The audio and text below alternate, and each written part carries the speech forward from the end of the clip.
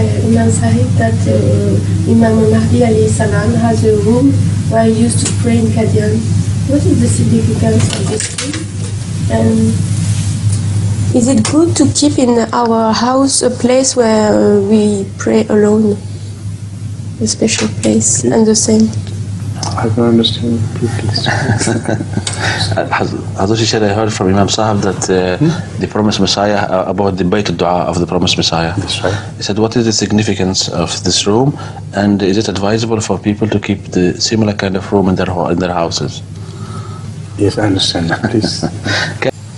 First of all, when you yourself refer to a separate small room which Muslim Islam kept, especially for prayers, then the second question doesn't arise.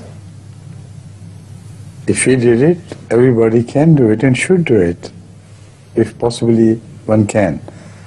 So he has laid the path clear, open to follow him.